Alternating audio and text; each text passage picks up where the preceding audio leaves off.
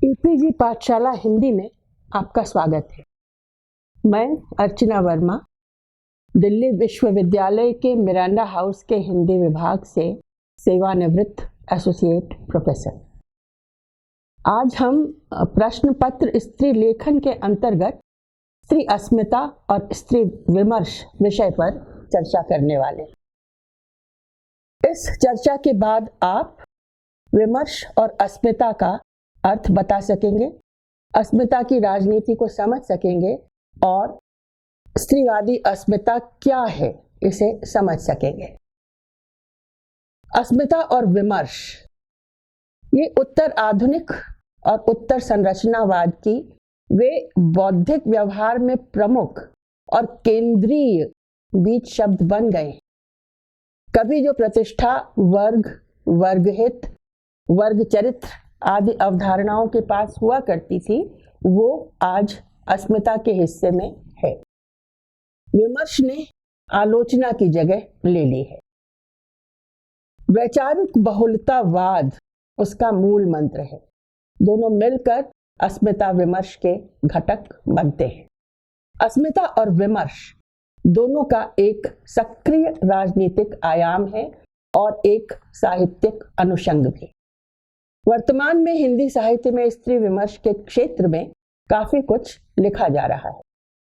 उसे जानने और सही तरह से समझने के लिए सर्वप्रथम हमें विमर्श और अस्मिता शब्द की अवधारणा को समझना बेहद जरूरी हो जाता है।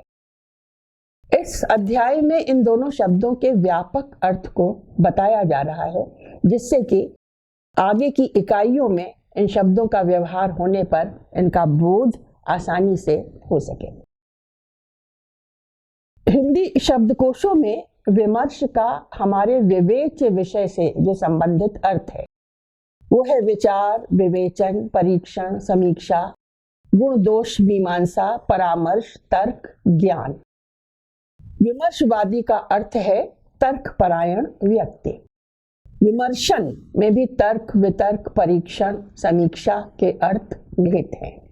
विमर्शित के रूप में प्रयुक्त होकर वो विचारित, आलोचित विषय का बोध बनाता है और विमर्शी यानी विचारक या समीक्षक।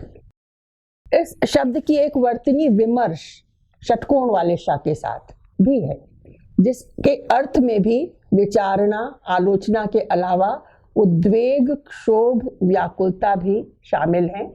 और ये मनोदशाएं विमर्श यानी बहस मुबाहिसे में शामिल होने की वजह से अगर देखें तो इस शब्द को और भी व्यंजनापूर्ण बनाती है। विमर्श यहाँ आज हिंदी में डिस्कोर्स के अनुवाद की तरह, पर्याय की तरह, स्थानापन्न की तरह स्वीकृत और व्यवहृत शब्द है। उसके समूचे अर्थ संभार को देखते हुए इसे एक योग्य शब्द और उपयुक्त अनुवाद कहा जा सकता है। परंपरागत अर्थ के अनुसार वो भाषा के माध्यम से वैचारिक संप्रेषण है। भाषिकी में डिस्कोर्स का अर्थ भाषा का केवल अमूर्त तत्व नहीं, बल्कि उसका व्यवहारजन्य तथा व्यवहारगम्य रूप है। तो आज हम विमर्श का जिस अर्थ में प्रयोग करते हैं उसमें हमारे परंपरागत और शब्दकोशीय अर्थ के अलावा ये जो शब्द है डिस्कोर्स, उसका अर्थ भी शामिल है।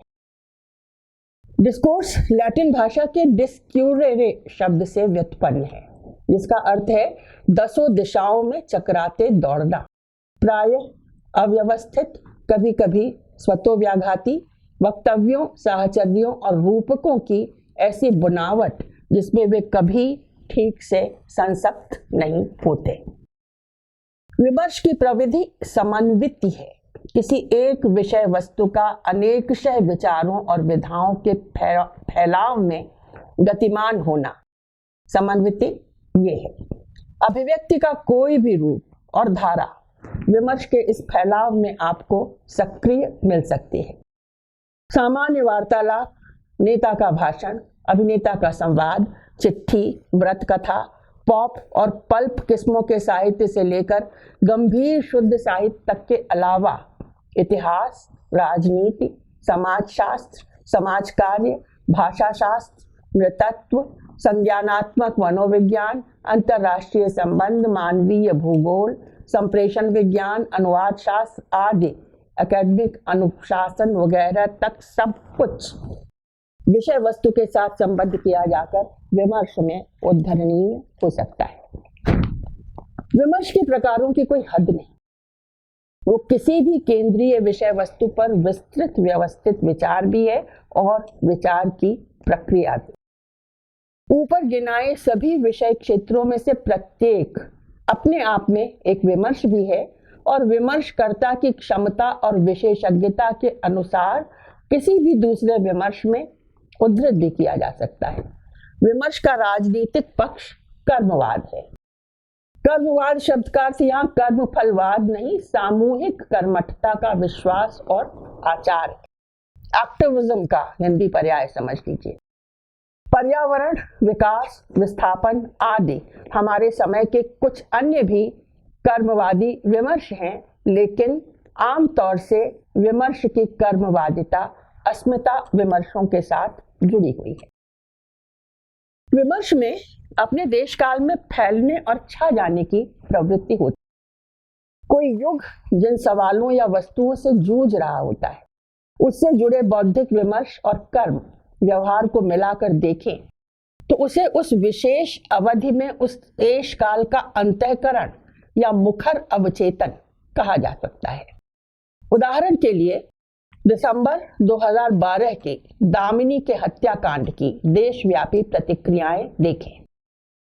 सड़कों पर उमड़ा हुआ जनसैलाब, दामिनी के पक्ष में विशाल जनसमूह, संचार माध्यमों पर लगातार बहसों के तरह तरह के विचार, कुछ धर्म गुरुओं, कुछ नेताओं, कुछ पुरातन पंथियों का ये मंतव्य कि लक्ष्मण रेखा टूटेगी तो रावण ले जाएगा, हत्यारों के लिए मृत्युदंड की मांग, कुछ लोगों के द्वारा सिद्धांततः मृत्युदंड का विरोध, कुछ लोगों का बलात्कार को इतना संगीन अपराध न समझना कि इतना बड़ा हंगामा खड़ा किया जाए, कविताएं, नुक्कड़ नाटक, पोस्टर इत्यादि पक्ष से लेकर विपक्ष तक के विविध संयोजनों में, उग्र से लेकर संतुलित तक के सुरों में समस्त अभिव्यक्ति समुच्चय को स्त्री विमर्श की विशाल वास्तविक परिघटना कहा जा सकता है। देश काल के अंतःकरण ने अपनी अनेकानेक प्रवृत्तियों, रुख रवैयों, रुझानों के साथ स्त्री की स्वाधीनता और सुरक्षा के मुद्दों पर इस प्रसंग में निर्बाध अभिव्यक्ति पाई और उसे कुल मिलाकर विमर्श का नमूना कहा जा सकता है। संचार के इस युग में विमर्श से कतराना संभव नहीं है। वो मौसम की तरह पूरे माहौल में समा जाता है। किसी भी विषय पर विमर्श पूर्वक ही सोच विचार संभव होता है। दैनिक सूचना समाचार से लेकर शोध और विद्वत्ता तक के हर स्तर पर विमर्श अर्थात विचार बहुलता ही बौद्धिक व्यवहार की प्रविधि बन चुका है। जैसे कि दैनिक सूचना समाचार के स्तर पर गुरिल्ला युद्ध या छापामार युद्ध को एक पक्ष आतंकवादी कहता है तो दूसरा पक्ष स्वाधीनता का संघर्ष। गंभीर स्तर पर इस विमर्श में स्वाधीनता के नागरिक अधिकार और उसके नियंत्रण, दमन या निषेध के समाये हुए सामाजिक रुझान, उसके नियंत्रण, दमन या निषेध के सरकारी अधिकार, दायित्व बोध और राजाज्ञा की हदें, उपस्थित घटना की तहों में समाये हुए सामाजिक रुझान और घटित होते हुए परिवर्तन इत्यादि के विषय में विमर्श पूर्वक विचार होता है। विमर्श पूर्वक का मतलब पक्ष विपक्ष दोनों ओर से। विमर्श का जो पक्ष चुना जाता है उसी के द्वारा शब्दकोश, अभिव्यक्ति और शैली का भी फैसला हो जाता है। विमर्श की यह प्रकृति अकादमिक वैचारिक दायरों में भी अपेक्षाकृत छोटे पैमाने पर और गंभीरतर स्तर पर घटित होती दिखाई देती है, जिसमें व्यक्तिगत वक्तव्य की निबंध जैसी विधाएं भी संकलित परिप्रेक्ष्य में वाद विवाद संवाद की भागीदार हो उठती हैं। विमर्श शक्ति संबंधों के तंतुजाल से संपृक्त होता है। वो एक तरफ के विमर्श के माध्यम से रचित व आचरित होता है तो दूसरी तरफ के विमर्श के द्वारा उद्घाटित और संघर्षित होता है। एक तरह से उसे संचार के माध्यम से लोक वृत्त में अनेक स्तरों पर अनेक भागीदारों के द्वारा संपन्न किए जाते हुए शास्त्रार्थ की घटना कह सकते हैं, जिसमें शास्त्र भी इस प्रक्रिया के द्वारा संरचित और विसंरचित हो रहा होता है। विमर्श का प्रकट उद्देश्य शक्ति के असंतुलन को चुनौती देना होता है। विमर्श विश्लेषण के गुरु मिशेल फूको ने समस्त विमर्श को शक्ति विमर्श की तरह परिभाषित किया है। अधिकतर विमर्श विश्लेषण फूको के सिद्धांत का वैचारिक आधार ग्रहण करता है, लेकिन विमर्श की सारी कार्रवाई केवल इस तरफ और उस तरफ यानी पक्ष विपक्ष या प्रहार व प्रतिप्रहार में विभाजित होकर रह नहीं जाती। संवाद और आदान प्रदान का जरिया और शक्ति के असंतुलन की संभाल सुधार का माध्यम भी विमर्श ही है। बौद्धिक जिज्ञासा के क्षेत्र में हर अनुशासन के पास उसकी अवधारणात्मक भाषा और शब्दावली तथा एक बुनियादी किंतु विकासशील और दिशा बहुल विचार कोश होता है। उस विमर्श में भागीदारी के लिए उसके साथ परिचय अनिवार्य है। किसी विषय पर किस हद तक क्या कहा जा सकता है, इसके विषय में एक दृष्टिकोण ये है कि सामाजिक चौहद्दियां इसको परिभाषित और निर्धारित करती हैं। दूसरा दृष्टिकोण ये है कि वस्तुतः भाषा की सीमाएं ही किसी भी संभावित सत्य की सीमाएं हैं। सामाजिक चौहद्दियों को फैलाने या गिराने या शक्ति के असंतुलन को चुनौती देने के इच्छुक विमर्शी व्यक्ति के लिए दूसरा मत ही मान्य होता है, और इन्हीं दोनों प्रकार के दृष्टिकोणों के बीच टकराहट से पक्ष विपक्ष का निर्माण होता है। विमर्श मात्र के पास कोई न कोई वृत्तांत और प्रत्येक वृत्तांत की कोई न कोई विधा होती है। विधा का अर्थ यहाँ केवल हमारे साहित्य शास्त्र के द्वारा निर्धारित और परिभाषित विधा का परंपरागत अर्थ नहीं है, बल्कि ये समझ है कि अभिव्यक्ति मात्र का कोई न कोई रूप होता ही है और वही उसकी विधा है। अगर भाषा है और अभिव्यक्ति है तो कोई न कोई विधा भी है। हिंदी में अस्मिता शब्द से आइडेंटिटी की अवधारणा को अभिव्यक्त किया जाता है और इसकी व्यंजना मूल शब्द से अधिक सटीक है। अस्मि का अर्थ है मैं हूँ, अस्ति का अर्थ है वो है। संस्कृत के स्वभाव के अनुसार क्रिया रूप में ही कर्ता का बोध भी निहित है। अस्तित्व और अस्मिता को होने के बोध की दो दिशाएं माना जा सकता है। अस्मिता निजी और वैयक्तिक है, अस्तित्व तटस्थ और वियुक्त। अस्तित्ववाद और अस्मिता विमर्श अलग अलग काल में अलग अलग चिंताओं और सरोकारों से उद्भूत हुए। हिंदी में शायद इनकी संज्ञाओं की धातुगत समानताओं के कारण इन्हें संबद्ध व तुलनीय मानते हुए कुछ इक्का दुक्का विचार यत्र तत्र अभिव्यक्त किए गए, यद्यपि उन्हें कोई व्यवस्थित रूप अभी तक दिया नहीं गया है, जो शायद बेहतर ही है। अस्मिता विमर्श एक राजनीतिक आंदोलन है। उसकी राजनीति 20वीं सदी के उत्तरार्ध में रंग, राष्ट्र, जाति, नस्ल, साम्राज्य आदि पिछले अनेक शक्ति विमर्शों के प्रतिरोध और प्रतिकार की सक्रिय राजनीति है। विमर्श उसका चेतना प्रसार कार्यक्रम तथा साहित्यिक अनुषंग है। एरिक एरिक्सन ने मनोविज्ञान में आइडेंटिटी या अस्मिता और उसके विकास को पहल विचार का विषय बनाया। थ्योरी ऑफ साइकोलॉजिकल डेवलपमेंट में उन्होंने अस्मिता की गणहंत के दो पहलुओं की ओर संकेत किया है। उसका प्राथमिक आयाम अस्मि की अनुभूति या अपने आप का एहसास है। जीवन पर्यंत विकास के क्रम में व्यक्ति में अनेक परिवर्तन और संशोधन परिवर्धन होते हैं, लेकिन फिर भी उसमें आजीवन मैं अथवा अहम का एक बोध निरंतर बना रहता है। इस निरंतर बोध के लिए एरिक्सन का नाम अहम अस्मिता है, यानी ईगो आइडेंटिटी। इसी आधारभूत मैं या अहम को जीवन पर्यंत विकास क्रम में परिवर्तित और संशोधित परिवर्धित होना है। अहम अस्मिता के दो पहलू हैं, एक वैयक्तिक अस्मिता और दूसरी सामाजिक सांस्कृतिक अस्मिता। वैयक्तिक अस्मिता में उसके अहम की निजी तरंग यानी वो सब शामिल होता है जो एक व्यक्ति को दूसरे व्यक्ति से अलग और भिन्न बनाता है, यानी उसकी निजता।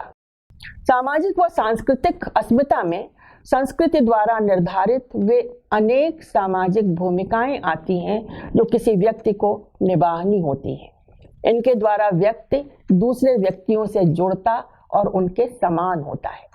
ये उसकी सांस्कृतिक सामाजिकता है। अहम अस्मिता का विकास 9 चरणों की श्रृंखला में होता है।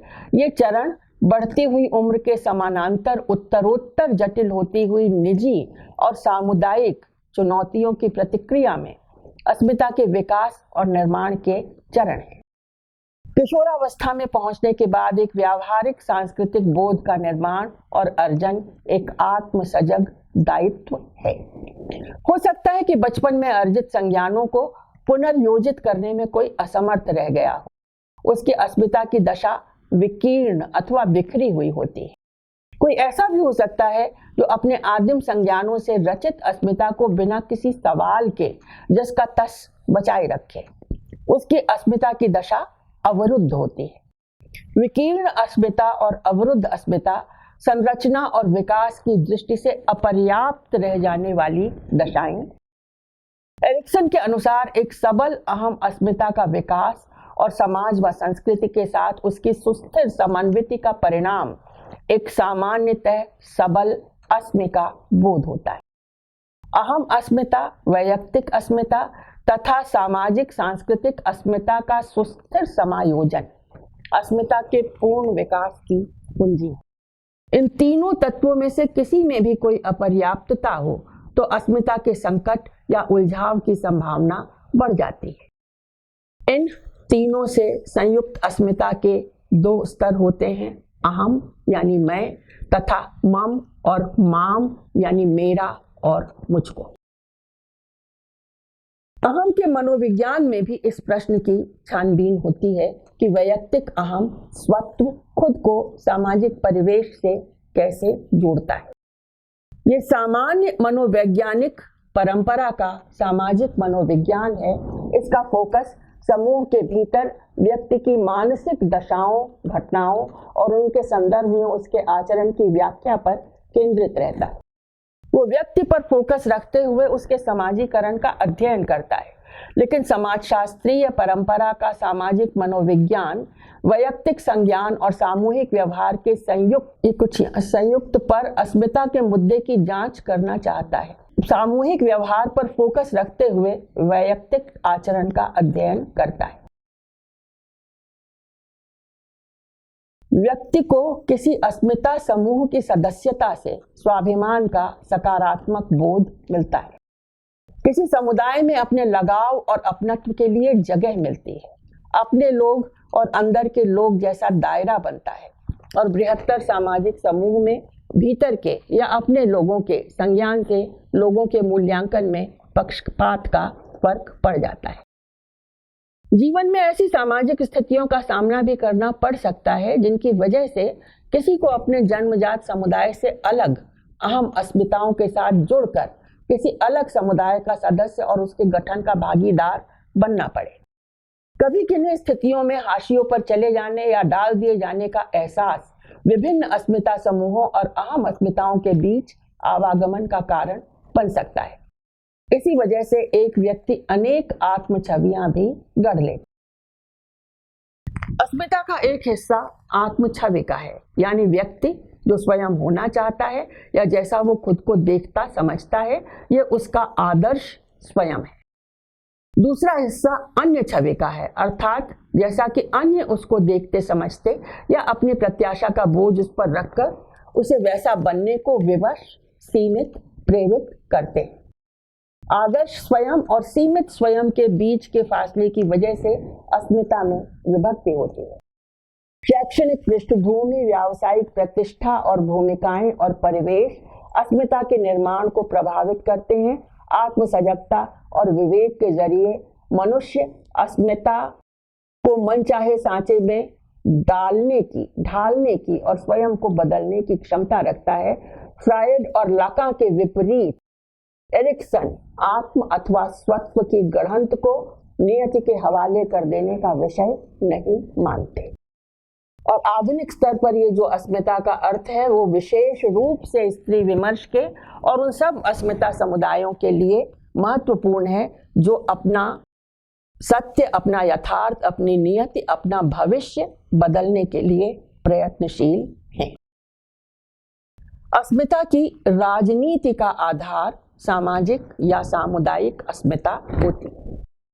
प्रत्येक समाज के गठन में समाज के कुछ समुदाय अन्य कुछ समुदायों की अपेक्षा अधिक शोषित, उत्पीड़ित व रक्षणीय होते।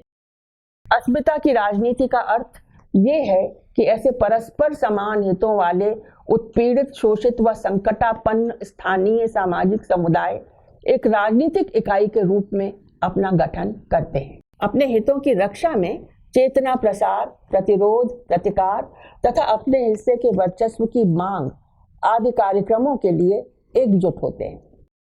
राजनीतिक इकाई के रूप में गठित होना समुदाय को शक्ति की इकाई बनाता है, खास तौर से जनतंत्र में, क्योंकि जनतंत्र की राजनीति में इस तरह के गठित समुदाय बने बनाए वोट बैंक की तरह बढ़ते जा सकते हैं, भले ही उनका गठन शोषण और अन्याय के प्रतिकार के लिए हुआ। अस्मिता की राजनीति के अध्ययनों में अधिकतर उदाहरण पश्चिमी पूंजीवादी जनतंत्रों के दिए गए हैं, लेकिन ऐसी कोई सीधी सपाट कसौटी नहीं है जो किसी राजनीतिक संघर्ष को अस्मिता की राजनीति का नमूना बना दे। वो ऐसे अनेक अस्मिता आंदोलनों के समुच्चयों का सामूहिक नाम है जिनमें से प्रत्येक को किसी न किसी कारण से अब तक उपेक्षित, लुप्त अथवा दमित और उत्पीड़ित रहे समुदाय के प्रतिनिधियों ने शोषक शक्तियों अथवा अत्याचारी व्यवस्था के विरुद्ध सामाजिक न्याय के उद्देश्य से छेड़ा है। इन सामाजिक समुदायों के साथ भेदभाव और अन्याय का दावा और प्रतिकार का संकल्प इस राजनीति का वैचारिक आधार है। अन्याय का बोध और परिभाषा भी विविध समुदायों और उसके मुख्य धारा समाजों के अनुसार अलग अलग हो सकता है। अर्थात अस्मिता की राजनीति का विचार तो विश्वव्यापी है, लेकिन उसके आंदोलन स्थानीय और अपनी जगह जमीन से जुड़े। जैसे पश्चिम में यौनिक उन्मुखता व प्राथमिकता के आधार पर समलैंगिक समुदाय एक राजनीतिक इकाई के रूप में गठित हुआ और यौनिक प्रतिबंध के कानूनों से मुक्ति के आंदोलन की सफल लड़ाई लड़ी। इसी तरह अमेरिका में अश्वेत नागरिक अधिकार का सफल आंदोलन, स्त्री मुक्ति की दूसरी उग्रवादी लहर जिसने पूरे विश्व में अपने लिए अपने अपने स्थानीय आंदोलनों का रूप लिया, अपनी स्थानीयता और देशज प्रकृति की तद्भवता के कारण अस्मिता की राजनीति के आंदोलन अनगिनत और विश्वव्यापी है। शायद इन आंदोलनों को पूरी संख्या में सूचीबद्ध करना भी असंभव हो। 20वीं सदी के उत्तरार्ध में वे अनेक राजनीतिक सामाजिक आंदोलन आरंभ होकर अपने चरम उत्कर्ष को पहुंचे, जिन्हें हम आज अस्मिता की राजनीति के नाम से जानते हैं। लेकिन यह नामकरण और इसका प्रचलन पिछले 2-3 दशकों की बात है, जब अस्मिता की राजनीति को लेकर व्यवस्थित विचार विमर्श शुरू हुआ, दार्शनिक आधार और अकादमिक स्वरूप खोजा गया। अस्मिता की राजनीति के सैद्धांतिक चिंतन के अतीत सूत्रों को मैरी वोल्स्टनक्राफ्ट की किताब vindication of the right for women तक ले जाया जा सकता है। दूसरी महत्वपूर्ण किताब फ्रांज फेनन की रिचर्ड ऑफ द अर्थ है। पहली का संबंध स्त्री विमर्श तथा दूसरी का रंगभेद विमर्श से है, लेकिन वो न केवल रंगभेद बल्कि पूरी दुनिया के उत्पीड़न, विषमता के जन्मजात शिकारों की नुमाइंदगी करती है। हमारे अपने स्थानीय अस्मिता विमर्शों में स्त्री विमर्श, दलित विमर्श, आदिवासी विमर्श, अल्पसंख्यक विमर्श आदि कहे जा सकते हैं। हमारे इस आलेख का विचारणीय विषय स्त्री विमर्श तथा स्त्री अस्मिता है। पिछले जमाने के दर्शन में जो जगह जीव या आत्मा की थी, वहां अब आधुनिक समय में अहम और अस्मिता का वास। आधुनिकता के लिए हर चीज का प्रमाण सम्मत होना जरूरी है, लेकिन अपने आचरण से उसने कैसे अस्मिता बोध को अप्रामाणिक और खोखला बना दिया, इसका कुछ संकेत अस्तित्ववाद के सिलसिले में हमें देखने को मिलता है। प्रामाणिकता को आधुनिकता की मांग और आधुनिक अस्मिता की चारित्रिकता का पहला लक्षण माना जा सकता है। पहले कहा जा चुका है कि आत्म छवि और अन्य छवि का फासला अस्मिता के अंदर विभक्ति पैदा करता है। सीधे शब्दों में इसका मतलब ये है कि जो हम हैं और जो हम दिखते हैं उसमें फर्क है। प्रामाणिकता का मतलब इस विभक्ति को मिटाना है, क्योंकि उसके लिए इसका मतलब पाखंड या बेईमानी है। यही मिथ्या चेतना भी है। इसका संबंध नैतिक औचित्य और मूल्य निर्णय के साथ है। यही अस्मिता का दार्शनिक आयाम। आत्मछवि का मतलब क्या हो सकता है? अपने हिसाब से औचित्य और उपयुक्तता के वे गुण जिनकी हम अपने अंदर कल्पना करते हैं, जिन्हें हम अपना सत्य समझते हैं और जिसके आधार पर हम अपना मूल्यांकन पाना चाहते हैं। यही अंदर की आवाज है जिसके साथ एकाकार होकर अस्मिता अपने आपे के साथ सच्चा होने का रास्ता पाने के लायक बनती है। अस्मिता की राजनीति का नैतिक आधार स्पष्ट है। हमारे समय में अंदर की आवाज का मतलब न्याय की पक्षधरता है। न्याय का पक्ष लेने का मतलब अन्याय के विपक्ष में खड़े होना है। शोषण और उत्पीड़न अन्याय का स्वरूप है। अन्याय करना जितना गलत है, अन्याय सहना भी उतना ही अनैतिक है। समता का सिद्धांत बताता है कि न्यायोचित के निर्णय में समता, स्वतंत्रता और बंधुता के सिद्धांत कसौटी का काम करते हैं। व्यक्ति के रूप में एक प्रामाणिक जीवन जीने तथा न्याय और औचित्य के निर्णय के लिए प्रत्येक मनुष्य के पास अपने तर्क और विवेक या नैतिक बोध को तैनात करने का अधिकार है। ये तो अस्मिता के सामाजिक पक्ष और सामुदायिक निर्णय की बात हुई। इस निर्णय तक पहुंचने में अहम अस्मिता और वैयक्तिक अस्मिता की क्या भूमिका होती है? प्रामाणिक जीवन की प्रामाणिकता का निर्णय अनुभव की प्रामाणिकता से स्वयं भोक्ता होने से ही संभव है। अस्मिता की राजनीति में पारिभाषिक बात शोषण और उत्पीड़न के वैयक्तिक अनुभव और उसकी सामुदायिक साझेदारी की है। वैयक्तिक अनुभव की समानता से समुदाय परिभाषित होता है। अस्मिता के दोनों वैयक्तिक और सामुदायिक स्तरों की एकान्विति इससे संभव होती है, और आत्म छवि तथा अन्य छवि की भी। आत्म छवि जैसा कहा जो हम स्वयं को समझते हैं, और अन्य छवि यानी जैसा हम दूसरे के सामने खुद को दिखाना चाहते हैं और दूसरा हमको जैसा देखता है। अस्मिता की राजनीति में हर स्तर पर अस्मिता का विवरण वही एक है, उत्पीड़ित। अलग अलग व्यक्तियों के उत्पीड़न के अलग अलग अनुभव, संप्रेषण और साझेदारी से एक विराट सामुदायिक उत्पीड़न के एकजुट आकार में प्रकट होते हैं। एक दूसरे के अनुभव को अन्य के द्वारा सत्यापन की प्रामाणिकता प्रदान करते हैं और अन्याय के अनुभव को अन्याय के प्रतिकार की एकजुट इच्छा और संकल्प से जोड़ते हैं। इस जगह से अस्मिता की सक्रिय राजनीति शुरू होती है। 20वीं सदी के उत्तरार्ध में वे अनेक विषमता विरोधी राजनीतिक सामाजिक आंदोलन आरंभ होकर अपने चरम उत्कर्ष को पहुंचे, जिन्हें हम आज अस्मिता की राजनीति के नाम से जानते हैं। ये नामकरण और इसका प्रचलन पिछले 2-3 दशक की बात है। समतावादी राजनीति के प्राक अस्मितावादी रूपों से अस्मिता की राजनीति का प्रस्थान बिंदु ये है कि यह विषमता के उसी आधार पर समता और स्वीकृति की मांग करती है जिसके कारण पहले उससे वंचित की गई थी। ये समुदाय अपनी पहचान की मांग स्त्री के रूप में, अश्वेत के रूप में, समलैंगिकों के रूप में, स्त्री के अलावा दलित आदिवासी के रूप में करते हैं।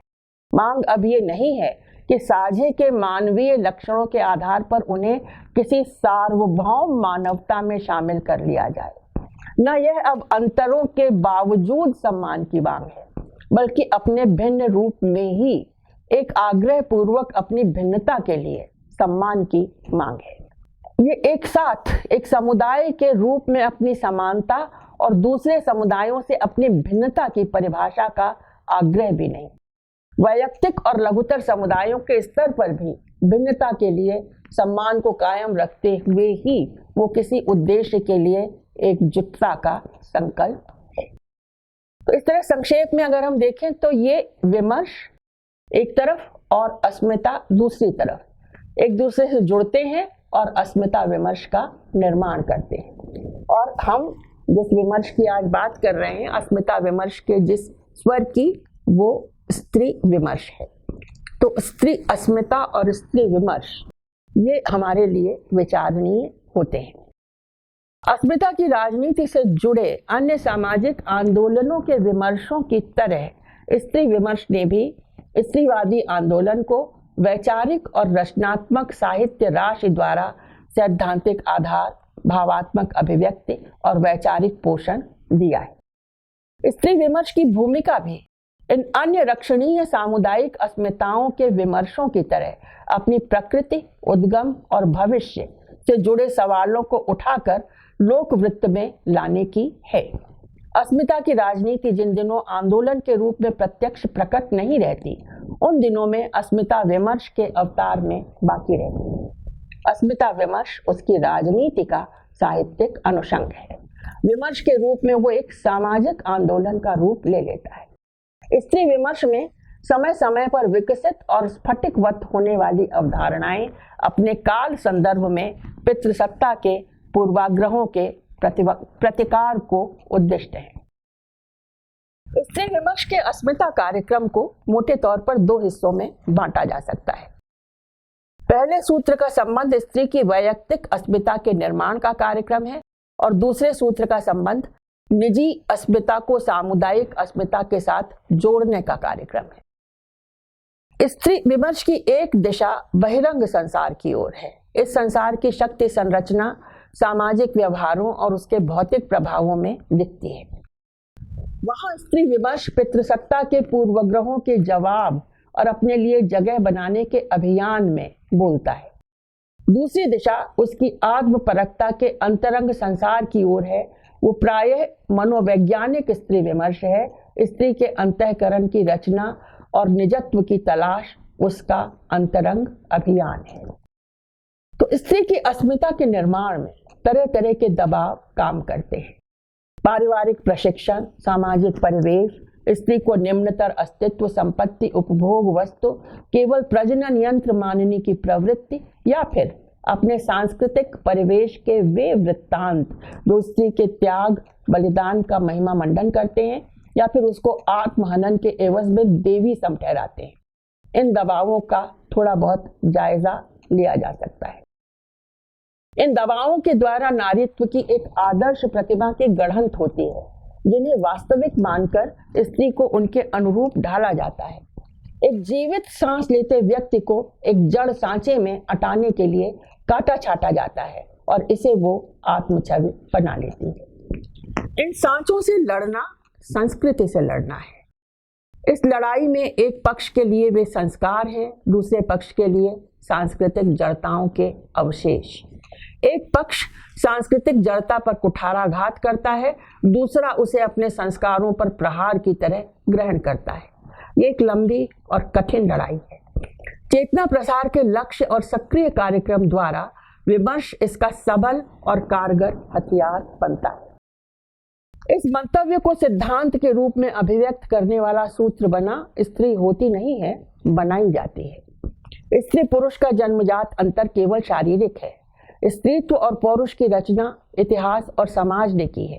समाज जो कि पितृसत्तात्मक रहा है और इतिहास भी पितृसत्ता का इतिहास है, इसलिए स्त्री शत्रुता और द्वेष का शिकार बनाई तथा शोषण और उत्पीड़न झेलने भुगतने को विवश की जाती रही है। अस्मिता की रचना के मनोवैज्ञानिक हथियारों की बात सोचे तो ये जो कहा गया स्त्री आत्मबोध शून्य है, विमर्शहीन है, इतिहास के बाहर है, हम सब जानते हैं आज के ये उसकी अपनी किसी अयोग्यता का सूचक नहीं है।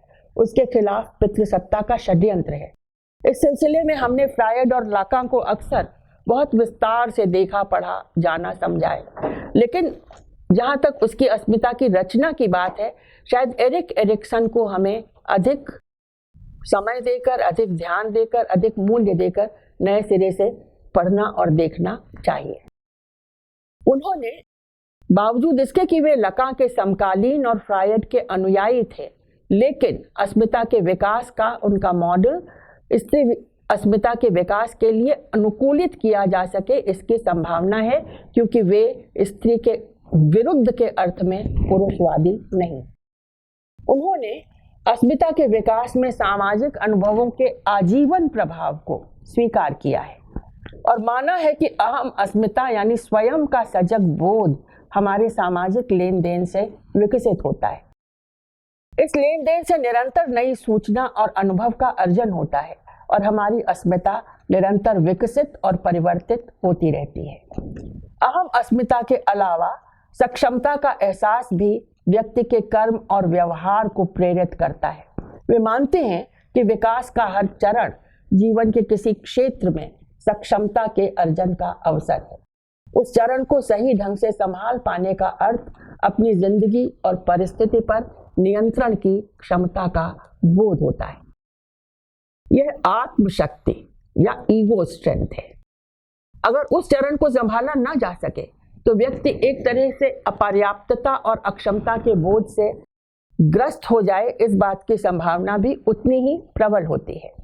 एरिक्सन के मॉडल में इच्छा शक्ति और आत्म क्षमता के सहारे स्त्री के पास एक समंजित और अन्वित अस्मिता के विकास और सामाजिक संसार में अपने लिए जगह बनाने की सामर्थ्य है और यही स्त्री विमर्श का ध्येय है। लेकिन स्त्री की अस्मिता पर सामाजिक लेन देन के सक्रिय दबावों की निषेधात्मक प्रकृति को जानते हुए समझा जा सकता है कि बात इतनी आसान नहीं है जितनी सुनने में लगती है। स्त्रीवादी मनोवैज्ञानिक विमर्श जानता है कि एक जगह पर विमर्श अपर्याप्त रह जाते हैं क्योंकि स्त्री के अनुभव का बहुत सारा हिस्सा वार्तालाप के बाहर तथा विमर्श की हदों के पार ही रह जाता है। विमर्श तक पहुंचता ही नहीं बल्कि चुप्पियों के घेरे में बंद रखा जाता है। खुद स्त्री भी साहस नहीं कर पाती है। बलात्कार तथा यौनिक शोषण और उत्पीड़न के अन्य अनुभव सांस्कृतिक संदर्भों के अनुसार स्त्री के द्वारा अपने स्त्री अंगों का नामोल्लेख और रजोधर्म, गर्भ, प्रसव के अलावा स्त्री अंगों से जुड़े रोग तक भी अनेक सांस्कृतिक दबावों में चुप्पी के हवाले करके विकट से विकटतर होते चले जाते हैं और अपने ही अंगों का नामोच्चार तक, स्तन को स्तन तथा योनि को योनि कह पाना तक भी स्त्री को बोल्ड, अश्लील और पोर्नोग्राफिक तक की उपाधि दिलाने के लिए पर्याप्त। ऐसे में साहित्य और विमर्शीय अभिव्यक्तियों के जरिए इन चुप्पियों को तोड़ना और स्त्री को अपने दैहिक वजूद में सहज और अकुंठ बना पाना स्त्री विमर्श का एक बुनियादी सरोकार। विमर्श पार के इस उत्पीड़न की सत्ता सामाजिक विश्व में दृढ़ता पूर्वक उपस्थित है। स्त्रीवादियों को एक अपने मूल्यगत शब्दकोश की पितृसत्ता की छाया, छलबल, शिकंजे से मुक्त नितांत अपनी नैतिकता की जरूरत है। इसके बिना उसका विमर्श स्थायी विषमता, अन्याय और दमन के सामने सैद्धांतिक और राजनीतिक रूप से अशक्त और लकवाग्रस्त रह जाएगा। हम सब जानते हैं कि अस्मिता की राजनीति का आरंभ अपने शोषण और उत्पीड़न के निजी अनुभव के विश्लेषण और अपने समुदाय के साथ उसकी साझेदारी से होता है। वैयक्तिक अनुभव सामुदायिक साझेदारी का विषय और सामुदायिक अस्मिता का आधार बनता है। वो व्यक्ति अस्मिता का सामाजिक पक्ष भी है और एकजुटता से निर्मित सामुदायिक विराट आकार भी है। भिन्नता की पहचान और एकजुटता का संकल्प इसे एक साथ एक सिरे पर वैयक्तिक और दूसरे सिरे पर सामाजिक बनाता है। इसका अर्थ समाज के नकार द्वारा निजी की प्रतिष्ठा नहीं है, निजी की प्रतिष्ठा नहीं है, जैसा कि कभी कभी समझ लिया जाता है। पर्सनल इज पॉलिटिकल यानी निजी भी राजनीति है, राजनीतिक है का मुहावरा ऐसे ही साझेदारी और चेतना प्रसार कार्यक्रम की वार्षिक रपट का शीर्षक बनकर नारीवाद की उग्र लहर के दौरान अस्तित्व में आया था। स्त्री संघर्ष का बड़ा हिस्सा उसकी निजी जिंदगी में पुरुष के साथ निजी संबंध के समीकरण में, उसको लचीला और समावेशी बनाने की कोशिश में तथा शक्ति के पारिवारिक असंतुलन को बराबर करने में घटित होता है। और स्त्री विमर्श का एक बड़ा हिस्सा पितृसत्ता के अंतर्गत स्त्री की स्थिति, उसके प्रति अन्याय और उत्पीड़न को दर्ज करके निर्मित हुआ है। निजी तकलीफें पूंजीभूत होकर विराट बन जाती हैं और संयुक्त प्रतिपक्ष का अवतार ग्रहण करती हैं। यही निजी का राजनीतिक आयाम है। किन्हीं सार्वजनिक सार्वभौमिक मूल्यों को एक साथ सबके ऊपर लागू करने का मतलब वास्तव में वर्चस्वी समुदाय द्वारा अपने हित को सार्वभौम का दर्जा दे देना होता है। शोषक के लाभ को शोषित के हित की तरह परिभाषित करना होता है। लघुतर समुदायों की भिन्नता को रोलर से दबाकर समतल कर देना होता है। अन्याय को अनदेखा कर देना होता है। अस्मिता विमर्शों का संघर्ष ऐसी सार्वभौमता के विरुद्ध है। स्वाधीनता संग्राम जैसे किसी बड़े लक्ष्य के एकजुटता का संकल्प ज्यादा प्रामाणिक एकता होगी बजाय किसी काल्पनिक सार्वभौमता के। विमर्शहीन और इतिहास के बाहर के समुदायों द्वारा अपने जीवन और अनुभव को दर्ज करके लिखंत में बदला जाता है। लिखंत उपरांत जीवी होने के कारण इतिहास में प्रवेश का द्वार बनती है। पुरागत मान्यताओं, पूर्वाग्रहों और दुराग्रहों का प्रतिकार किया जाता है। विमर्श इसका साधन बनता है। कुल मिलाकर देखें तो निष्कर्ष की तरह कहा जा सकता है कि अब तक का जो स्त्री विमर्श था वो अब लैंगिकता विमर्श में रूपांतरित हो रहा है। अकादमिक दायरों में रचना की दृष्टि और आलोचना की प्रविधि की तरह स्त्री विमर्श ज्ञान क्षेत्र में दाखिल और शामिल हो चुका है और बना रहेगा। स्त्री अब बड़े पैमाने पर संस्कृति और परंपरा से प्राप्त पुरानी गणहंतों के बाहर आकर नई नई और अलग अलग भूमिकाएं खोज, चुन और निभा रही है। इन नई भूमिकाओं में स्त्री पुरुष का विभाजन समाप्त हो चुका है। पश्चिम में स्त्री विमर्श के मुद्दे समाधान और लगभग समापन को जा चुके हैं। इसलिए उनका सैद्धांतिक विमर्श जीवन और व्यवहार के निरीक्षण परीक्षण से नए पन्ने पलट रहा है। स्त्री होती नहीं बनाई जाती है कि अवधारणा की तरह स्त्री पुरुष के शारीरिक अंतर की स्वीकृति थी और उसके परिणाम स्वरूप ऐसी वैकल्पिक विमर्शीय स्थापनाएं भी आई थी कि चेतना व अस्मिता के निर्धारण में शरीर का भी अनिवार्य योग होता है। नर नारी के विलोम युग्मक में अनिवार्यतः निहित शक्ति विमर्श की जड़ पर कुठार चलाते हुए लैंगिकता विमर्श की शुरुआती स्थापना ये थी कि परस्पर भिन्न प्रकार के दो मांसपिंडों या शरीरों को स्त्री पुरुष का नाम और अर्थ भी मनुष्य की भाषा देती है और वही उनसे भूमिकाओं और अस्मिताओं की प्रत्याशाओं को रूपायित भी कराती है। बहुलतावादी उत्तर संरचनावाद का आधार लेते हुए इस अवधारणा में माना गया है कि जीवन की भूमिकाओं के निर्धारण में कोई अंतिम निर्णय नहीं होता। शरीर उसका अंतिम निर्णायक बिल्कुल नहीं होता। लैंगिकता शरीरों का नहीं, उन व्यवहारों का गुण है जिसे किसी समाज के सदस्य एक लैंगिकतावाची अर्थ प्रदान कर देते हैं। लेकिन वास्तव में ये लैंगिकता का होना नहीं, लैंगिकता का निर्वाह अथवा अदायगी। इस बिंदु पर आकर लैंगिकता विमर्श उन भूमिकाओं को भी अपने अध्ययन का विषय बनाता है जहां लैंगिक व्यवहार उलट दिए जाते हैं। लैंगिकता विमर्श में यहाँ समलैंगिकता विमर्श भी शामिल होता है तथा रूप, वेश इत्यादि से संबंधित अन्य कई प्रकार के लैंगिक व्यवहार भी। लैंगिक भूमिकाएं भी चुनाव का विषय होती हैं और चुनाव अलग किस्म के भी हो सकते हैं।